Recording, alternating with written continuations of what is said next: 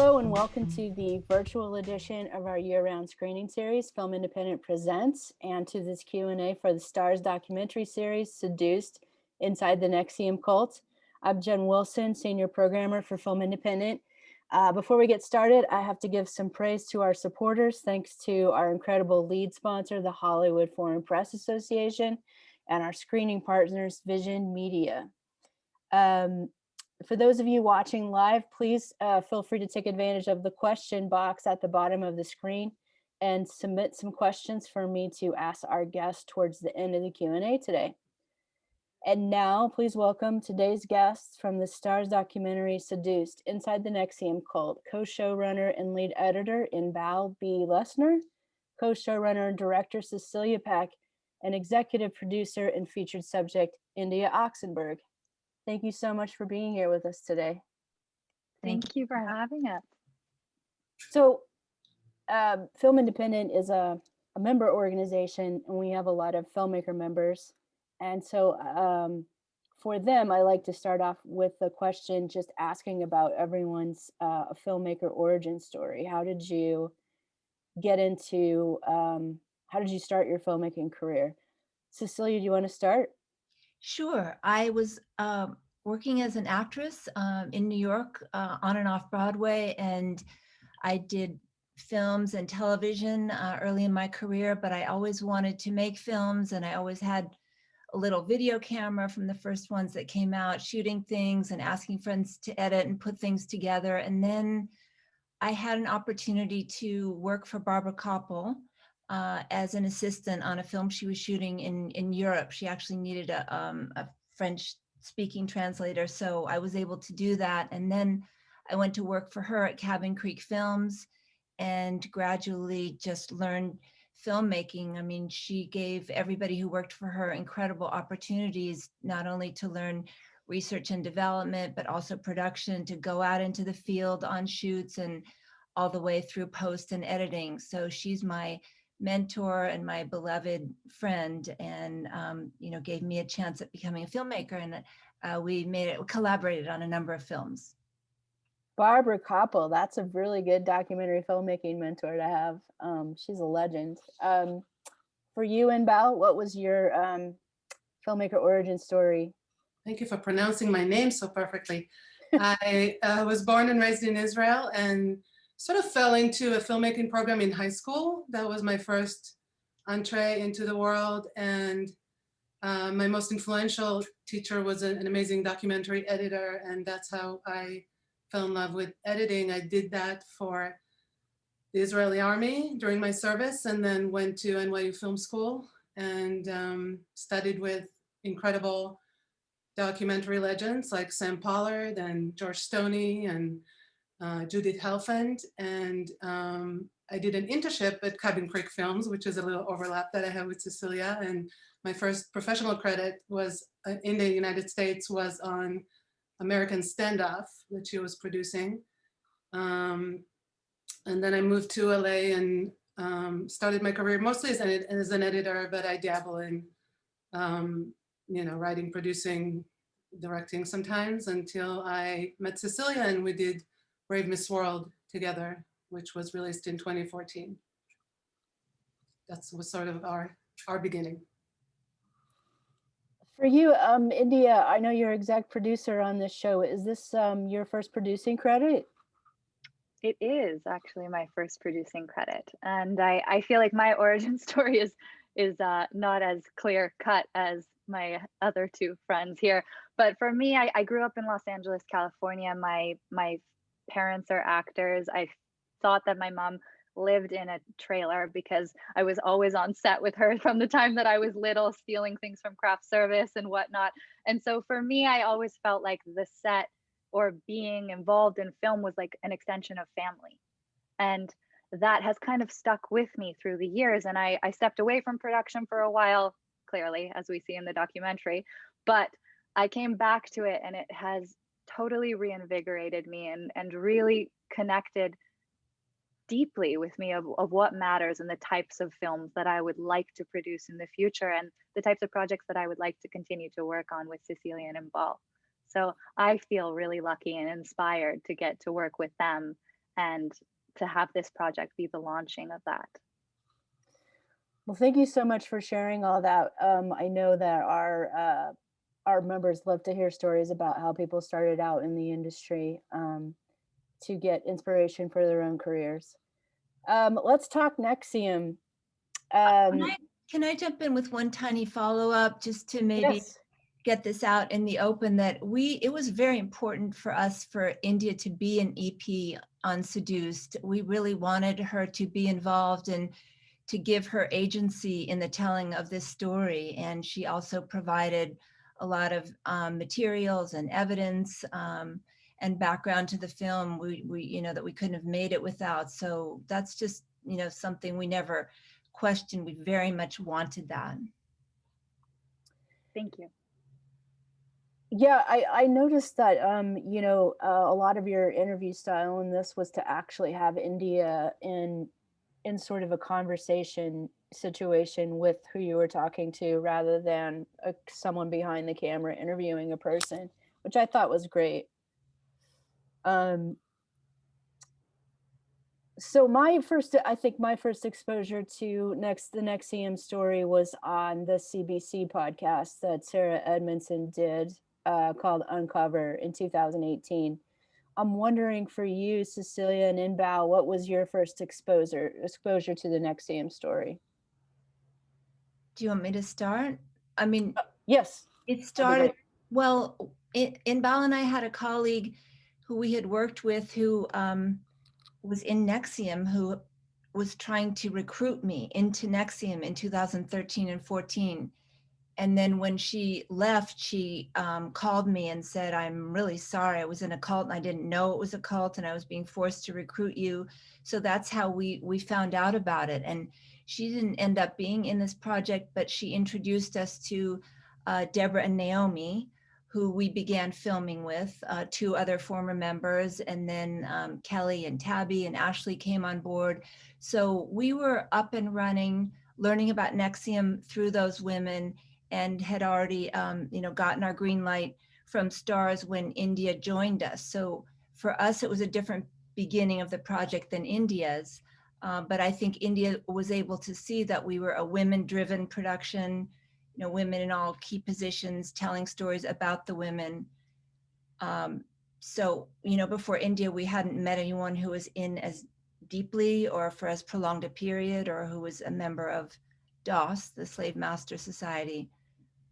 But that's how we got started, and Inbal, and I developed the project and pitched it to Starz, presented it, and got it going together. For India, what was it about Cecilia and Inbal that made you want to be the people that were going to help you tell your story?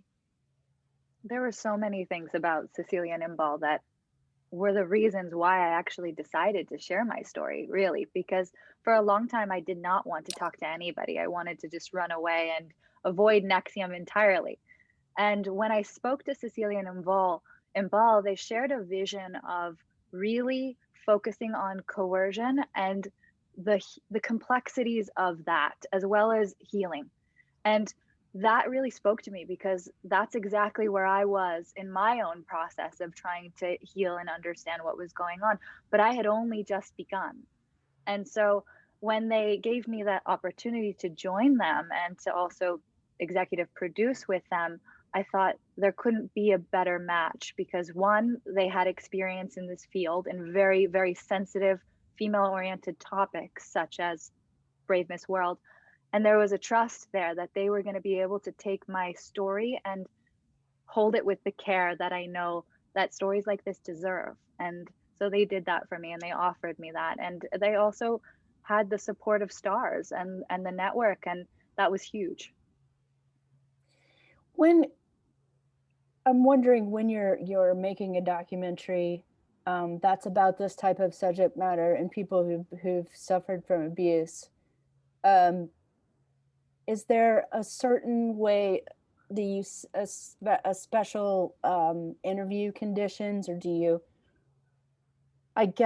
treat your interview subjects in a special way so as not to re-traumatize anybody from telling their story for you again? Oh, absolutely. I mean, there Yeah. was a lot of care taken in selecting every single crew member. I mean, yes, there were days that we were a completely female, all female crew, from the, director to the PA and everybody in between. But even when we added, you know, sensitive male allies, we made sure everybody was trained and selected for their sensitivity, and trained in how to mic a victim of trauma, mic an interview subject that may not be comfortable being touched, and how to talk to them after they share. Not like, okay, let's move to the next setup, but thank you for sharing. This was, really moving, or I'm really, thankful that you shared it. So there were things we were doing as a team to ensure that this was a safe, supportive place. And then we quickly realized that we needed to up our game and provide professional mental health services to the people we interviewed.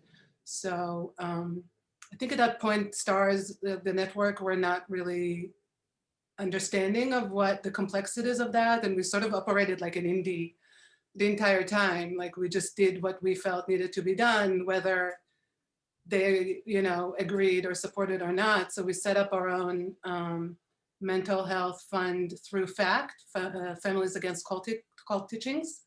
And we made sure that the interview subject knew they could get psychological counseling before, during, and after filming. And later we actually extended those services to offer them to the editorial crew as well. Wow, that's incredible. I think probably what our biggest challenge was creating that safe space, while at the same time you have to ask the probing questions that can be triggering, because you want the whole story to emerge and not shy away from the abuse. You have to find ways of protecting trauma survivors who are coming forward when you're telling their stories. And I think it's such an important subject. I'm so glad you brought it up. And I think the whole industry is becoming more conscious, because especially in documentary, these are stories about trauma. So we have to learn how to keep survivors who come forward safe. Right. I'll just add one quick thing. When you think about it, we asking them, India and the others, to really do the impossible, like tell us where they were at the time of getting hooked, getting deeper into this cult. What was fascinating, what was seductive, what was wonderful, what was the positive things they took from it, completely detaching what they know today about how, distorted and evil, and, separate the lie from how they felt. And we really need that first-hand account to keep drawing the tension between how they felt, what they thought was happening versus what was really happening. And so, in order to ask somebody to go that way, to kind of leave what they know now aside and really recall those intense, feelings of being in this organization, that is asking a lot. And you do really have to mount a serious system of support to ask somebody to do that. India, do you think that some of the interview subjects only signed on to be in the film because you were involved and they just felt more comfortable that you were going to be part of it? I do. I think that was one of the roles that I took on, and I felt really honored to have that, because I can speak to these people because of my experiences, and I had a certain level of trust and also a lot of care, because I know that speaking out is not for everybody. And so I wanted to reassure people that this was their choice if it was something that was going to serve them and their lives. And I wanted that to be an empowering experience for them if they decided to come and speak on camera with us, or if they didn't and they just wanted to support the show on the periphery, that was fine. But for me, I had I put a lot of thought with the rest of the team on who we were going to bring on to the series, where they were in their healing, if it was appropriate for them, if it was appropriate for their family. So this was, I just don't know how to say it except for that we just put so much care into every detail. down to the subject, where they lived, and how their transportation was going to be to the set. So it was just, we took it above and beyond, and I'm really grateful for that, because people have come to me after watching this series and said, you know, I can tell that there is something different here, and I think that has to do with a lot of the practices that we put in place. For I wanted to ask about the length of 4 episodes. I can imagine that you actually shot way more than what's included, maybe or maybe not, in the 4 episodes, but I actually felt like this was a good length. But how did you come to your decisions about what you were ultimately going to include and not include? Was that a really difficult process? Inbal, do you want to answer? That's editorial. I'll jump in, but go ahead. You know, I'm happy with I'm happy with how it turned out. So whatever length it is, it's what it was always supposed to be. It's what it kind of seems like. But our initial pitch was for 5 episodes, and you know, as we started cutting, Starz became very determined that it should be 4, and so we worked towards that. It was a really difficult beast to tame. You know, the story of NXIVM is quite complex, and it took me months personally to just wrap my head around the companies and sub-companies and courses and intensives and modules. And there was a lot of difficult choices that had to be made about what to include and what to not include, what to stay away from, because it would take an hour to explain. So, you know, I think at the end of the day, we had to be very self-disciplined and succinct in how we put the story together. And if you watch, you know, the first 2 episodes, the first 90 minutes of the series have to recap 5 years of indoctrination. It's the first 5 years of India in NXIVM, and it follows her from the initial intro to, we have to help the audience understand how she come to accept a membership in a secret master-slave sorority. So I think that was the main challenge of like really trimming and looking at how to build the narrative around India's story as a spine, and only really tell as much as we needed to explain that coercion and find out it all, how everybody else's story relates and informs and helps support that main through line. I think for me, the more that you know, I read about NXIVM and see documentaries about NXIVM, what always ends up being my biggest questions, in the end, because there are people who haven't yet spoken out,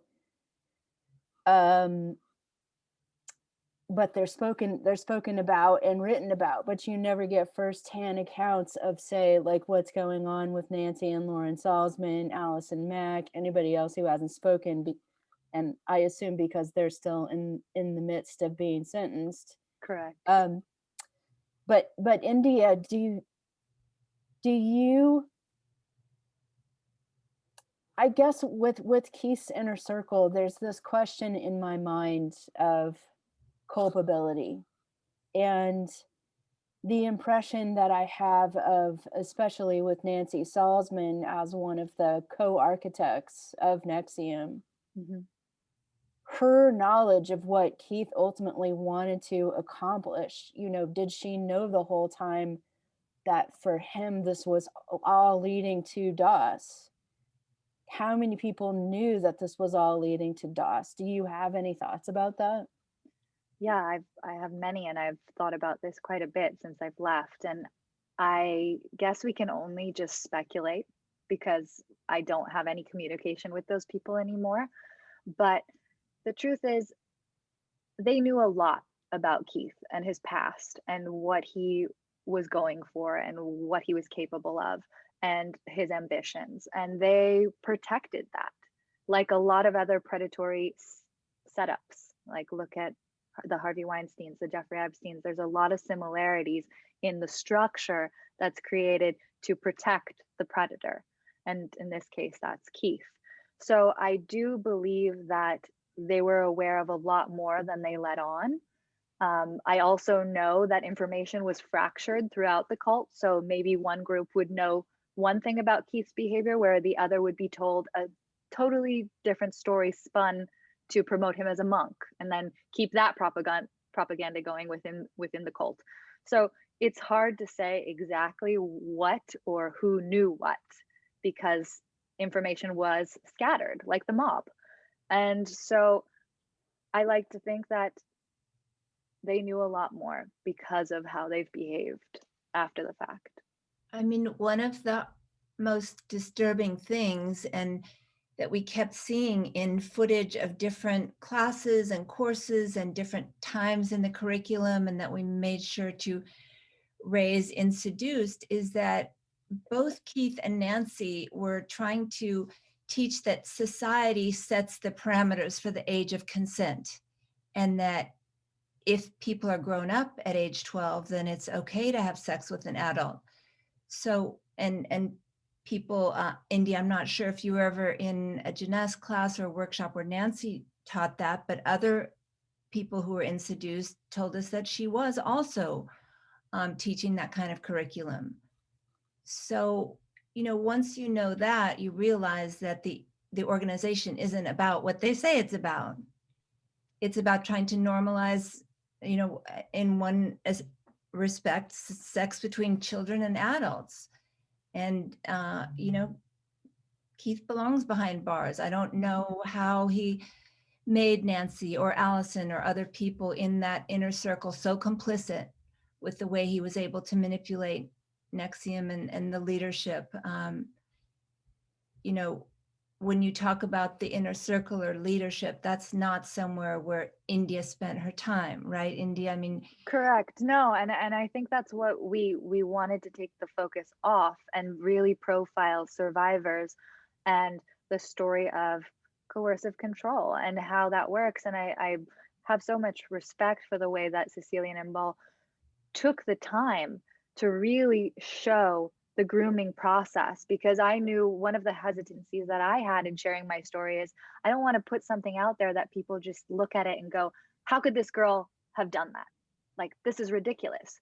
One day you're out of a cult, the next day you're in, and that's just not how these things work. And they're much more complicated than that. And so that was another thing that the filmmakers had to do with me that was challenging, and that shifted the focus from the inner circle and the things that we didn't know and focused on the things that we were discovering. but I guess I also wanted to say that even though you were there for so long, you weren't making money. You didn't rise high up. No, I had no idea what the inner circle's motives were. I mean, it wasn't until I was in for 5 years that I even moved to Albany. We're talking about people who have been in this organization for decades. There's a few times when you mention lies and manipulation that happened to you by other members of NXIVM, specifically Mark Vicente and Allison Mack, that the two of them told you lies, and also with Mark trying to prevent you from taking the job on the set of that movie. Do you think, I guess, do you keep in contact with Mark and Sarah and Bonnie and other people that left? And does it feel hard to come to a place of being able to forgive what some of those people did? You know, I still keep in contact with a lot of people who have now left NXIVM, because in my opinion, anybody who has left NXIVM, high control groups in general, it's so difficult to leave that I have an enormous amount of respect for Sarah and Mark and all the people who left way before I even did. And so they really led the way with my mother to shine a light on something that I was so close to that I couldn't even see. So I don't really hold any hard feelings or anything like that at this stage. I feel like we're all on the same team, and that is to get this information out there and to put Keith behind bars, and we achieved that. So towards the end of the film, you're shown going with a group of survivors to the law school to talk about coercion and how this sort of abuse needs to be on the law books and punishable as a crime. Is that something that you're still working to do? Yes, it is. I'm working with multiple organizations right now, including FACT, who we mentioned, and a couple others, to make sure that coercion is as much of a law as it is in the UK as it is here in the US. And that's really important for me personally, and I know it is for Cecilia and Inbal as well. I have to add, I think we're about to say the same thing, but go ahead. No, you go. You know, this piece about healing and recovery and how these women are going to put their lives back together and what they're going to do when they find their voice again and speak out. This was incredibly, incredibly important for us to include. And, you know, at some point we got the brilliant network note to just end on the conviction, and, you know, that's where the story ends, no? And that was like just a line we couldn't cross. So that's where you throw that network note out. And, you know, you show them that there's really an added value in putting out a series that, you know, shows empowerment and not just as a lip service. So allows these women to come out to show how, you know, what they pulled off together, how they spoke to law students and changed minds, and, you know, really inspired an interesting conversation at that law school, and continued and taken this to different places. They did a comedy show to benefit a charity organization that's assisting cult survivors to exit. They're speaking publicly, they're pursuing legislation, of course, of control, which we don't have in the United States. So there's a lot of important work that they're doing, and we were not going to, you know, let the film end without showing it. I'm wondering if you have an impression of what to do to avoid getting involved with people like NXIVM. And the reason that I ask is because I think in many situations in life, somebody will say to us, I know you don't feel comfortable or great doing this, but like feel the fear and do it anyway. Like I went through, you know, 4 years of acting school many years ago, and there were many things that I didn't want to do, and many times that people said that to me.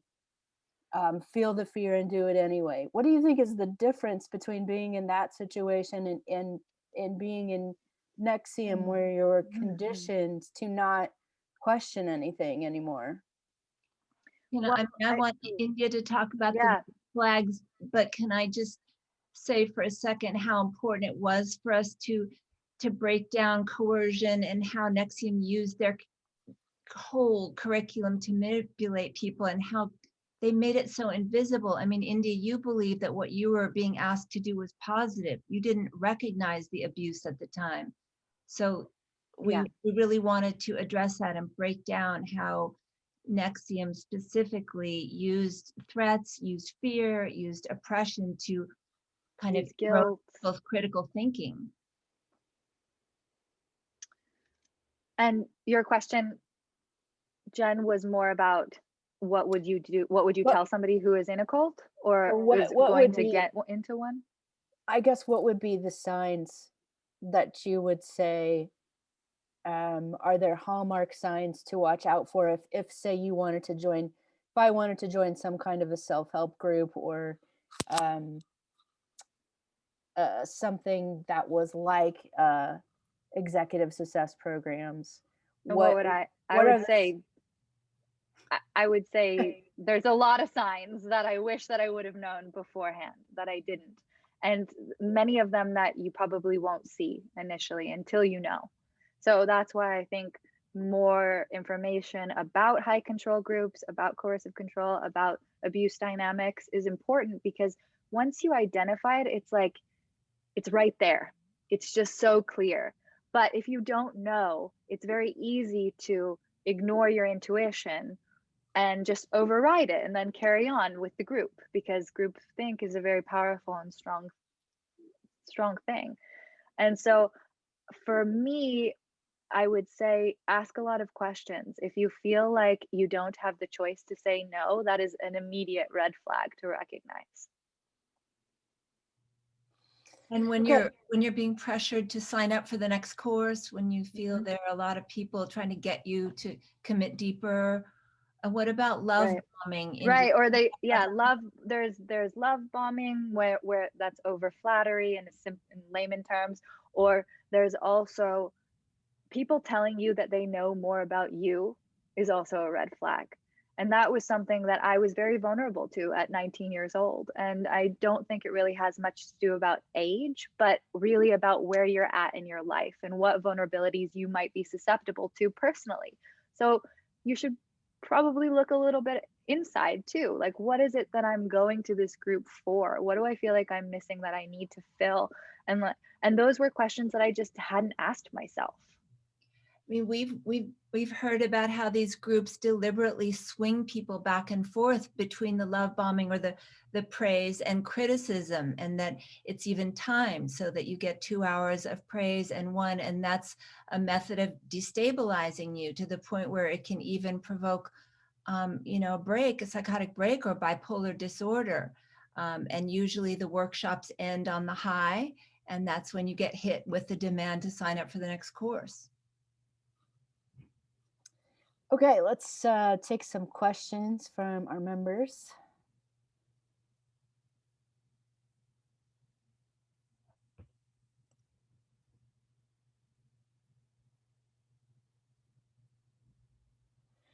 Living in the Berkshires of Western Massachusetts, I was familiar with the story going in the Albany, New York television market. What was the process of shooting the series like, and what message can people take from it? Who would like to So answer? how long were you shooting this? We were filming we started filming, I think, in March of 2019. And we started preparing to film the trial that was the Keith Raniere trial that was happening in Brooklyn. I think our first ever shoot was in Albany, actually. And then after the trial, we knew we wanted to find somebody to join, to share her story who was in DOS. But, obviously we never dreamed that it would be India. But we knew that nobody would talk until the end of the trial. So we filmed a trial in New York and Brooklyn, and then filmed, our subjects were in LA, so we filmed some days here as well. And then when India joined, I believe that was October 2019, our first shoot was in Belgrade, and that was confirmed by the network the night before. Yeah, So September. So Cecilia and I just went on a plane and followed India, who was 2 days ahead of us. Yeah, I was like, come to Serbia, we have to film my grandma. Followed her to Belgrade, and then India really was an open book. I think she was, the India you see today, and I'm sorry to speak about you in the third person, but it's okay, I'm used to it. It's just not the India we met, a year and a half ago, or a little over a year ago. She was, I think you were in a different place in your healing, in your questioning. There was a lot of questions you were just starting to ask, like what the hell happened with my brain and how could this even happen? I think your relationship with your mother was in a very different place than where we are now and where the series ends. So we just, let you said you were ready to be an open book, and you started taking us, and specifically Cecilia, to anywhere from that very intimate, body work therapy room to seeing you and your boyfriend in the pizza place, and really everything in between, and going back and meeting some fellow former members. What comes to my head is like, to my memories, your meeting with Kelly on the beach, where she really felt like she needed to ask forgiveness for meeting you in Albany when she was taking a class there, and she noticed something was wrong with you, and she felt compelled to say something but didn't at the time, and she felt she should call her your mom, and she didn't at the time. And so there were all these really real kind of things that were happening in real time that people needed to get off their chest and process, while we were also telling the past story with the archival that we had and with India's story spine of her experience inside the group. I mean, that's really Inbal's editing genius, is combining that linear verite story of India trying to understand what happened to her brain and intercutting that with the sit-down interviews and the expert perspectives and the use of animation and the archival footage, and weaving all those together in a story that's dramatic and that's compelling and that ends in how do you heal from trauma? This is a really good question and something I had thought of myself. While watching, I couldn't help but notice the similarities between the behavior of Keith and his supporters and Donald Trump and his supporters. Is that a similarity you picked up on as well? And a lot of people comment on A it. lot of people have. Bill Maher, in his closing episode of his show last year, said we all have a lot to learn from Catherine Oxenberg about how to handle victims of coercion and people who are emerging from being brainwashed and being coerced. And the way you approach that is with love and tolerance. I think I'm still seeing tweets from people saying, you want to know how to speak to people in MAGA, you better watch Seduced, because you'll understand the step-by-step indoctrination that led them in there and what you may be able to do to get them out. We intentionally did not make a overt parallel. No. But I think you definitely read into it if you want. And we're very excited by how it was received and how people are seeing parallels, not just to Trump, but to abusive relationships in their own life, to abuse in the workplace, in the romantic relationships, in strained groups or seminars they attended that they didn't realize were the coercion tactics were involved. So I think it's really, when you can make a series that's entertaining and fun to watch for the most part, exciting to watch, and still be able to inform and educate in this way, then I feel like I really hit the jackpot. So Me too. Yeah, I really feel like I'm amazed that you told this whole story in 4 episodes, and that really speaks to how you put it together, the editing, finding the story within all the footage that you had, and of course, India's insider perspective on everything that happened just completely ties it all together. And I feel bad saying that I enjoyed it, because this is something that really happened to India. And I can relate to that feeling, Jen, because I know even watching it is hard for me to watch. And I watched it with my family and my fiance multiple times. And I think it's bittersweet in a way, because I get messages from people who say, this is what happened to me, X, Y, and Z. And it's so tough. But at the same time, at the end of that message, they'll say, and watching this series helped me process my grief. And that is like unbelievably rewarding for me, because it reminds me, sorry, it makes me a little emotional, but it reminds me why we did this and why I chose to do this with Cecilia and Inbal. And it was for something much bigger than me. I personally have read a lot about narcissistic abuse, because I was the target of narcissistic abuse. And so I know a lot of these terms that you're talking about, love bombing, that's part of the narcissistic Gaslighting pattern. But I think that I did a lot of thinking, because I've attracted more than one narcissist in my life. And I'm just wondering, I've done a lot of thinking about what is it about me that attracts that type of person. Do you think that you did some thinking like that, India? Like, was there something about me? Was there something about the people that Keith targets? And what conclusion did you come to? Yes, I have.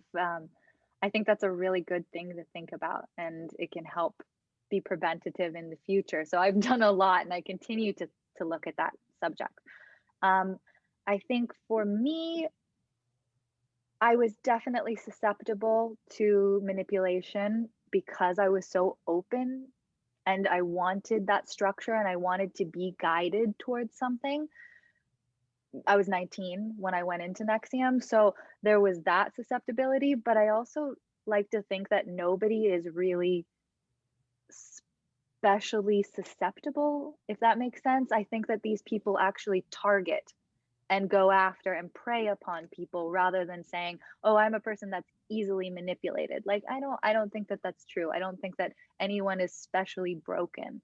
I think that there are people out there that like to use people. And if you have empathy, if you're a normal human being, you don't look at people like objects. You don't look at the world as how can I take from these people? You look at it, how can I give? How can I be involved in this group or in this relationship? And that is not how a narcissist sees things. That's not how a sociopath sees things. And so for me, it has had to be kind of confronting the stark difference between the type of person I am and the type of people that are out there who do exist in the world that we interact with on a daily basis, actually.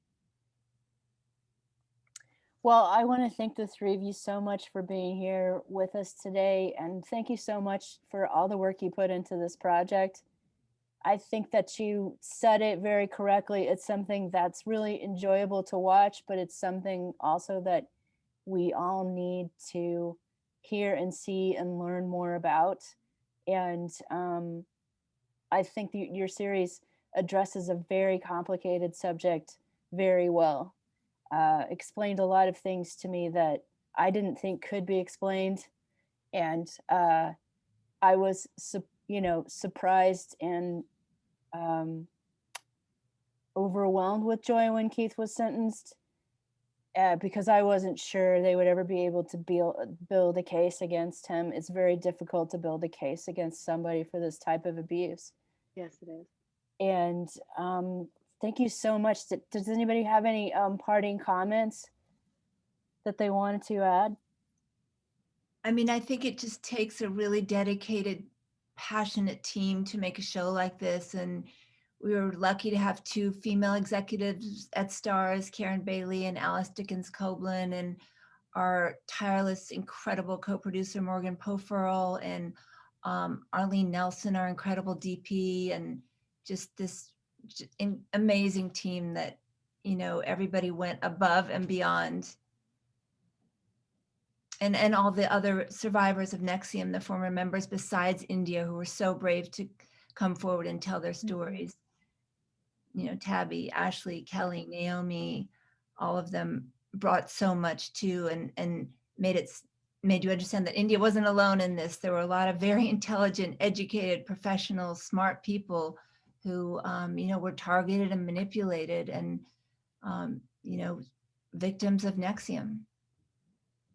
Yeah, I wanted to say thanks too for having that card at the beginning and end of each episode. If you're experiencing this is who you can call. This is a website you can go to. This is like several things that you can do. And I thought that was really wonderful. That really told me that all of you were really serious about helping people. So thank you so much for that too.